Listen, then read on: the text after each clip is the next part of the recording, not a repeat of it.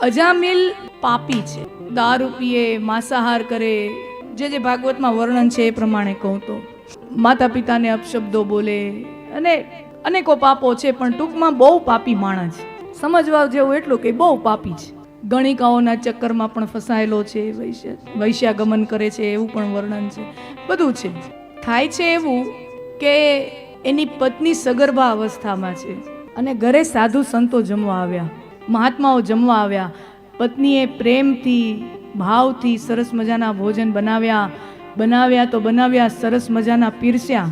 भोजन बनाना और भोजन खिलाना दो अलग कलाएं हैं.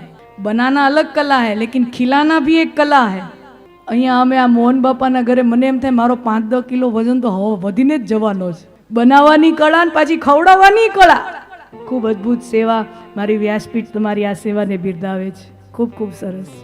તો ખાના બનાના એક કલા है, ખાના ખિલાના એક કલા है. જમાડ્યા મહાત્માઓને અને મહાત્માઓએ આશીર્વાદ આપ્યા.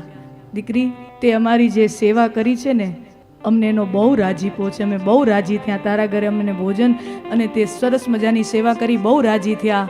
અમે તને આશીર્વાદ આપીએ કે તને સ્વસ્થ સંતાન થાય અને સંસ્કારી સંતાન થાય. પણ મારું એક વાત માનજે બેટા, તારે જ્યાં દીકરો થાય ને એનું નામ નારાયણ રાખજે. એનું નામ નારાયણ રાખજે. અને સંતના કહેવા પ્રમાણે અજામિલની પત્નીએ એના દીકરાનો જન્મ થયો અને એનું નામ રાખવામાં આવ્યું નારાયણ.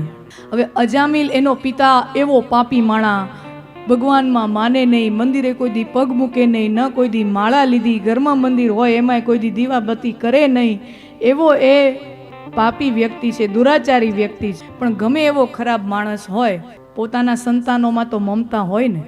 માણસ સમાજ માટે કે દુનિયા માટે ગમે તેટલો ખરાબ હોય, ખરાબમાં ખરાબ માણાને પોતાના દીકરા દીકરીમાં તો પ્રેમ હોય કે નહીં? હોવાનો જ. દીકરાનું નામ રાખ્યું નારાયણ, એટલે ઓમ તો ભગવાનનું નામ કોઈ દી એના મોઢે આવે નહીં.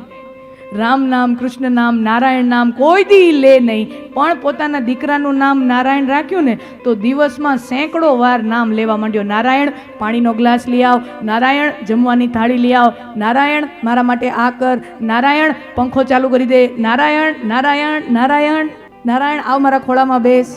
દાદા દાદી હોય કે માતા પિતા હોય, પોતાના છોકરાઓના નામ દિવસમાં કેટલી વાર બોલો છો તમે ઓબ્ઝર્વ કરજો. તમે તમારા દીકરા કે દીકરીનું નામ નાનકડું હોય ને બચ્ચું, એનું નામ તમે કેટલી વાર બોલો છો? સેંકડો વાર થઈ જાય. ગણતરી માંડો ને તો ગોગદી આમ મનપૂર્વક સેંકડો વાર બોલાઈ જતું હોય, કારણ કે હેત એવડો છે ને, વાત વાતમાં એનું નામ આવી જાય. અજામિલ કોઈ દી ભગવાનનું નામ લે નહીં, પણ દીકરાનું નામ નારાયણ રાખ્યું ને તો દિવસમાં સેંકડો વાર નારાયણનું નામ લેવા માંડ્યો.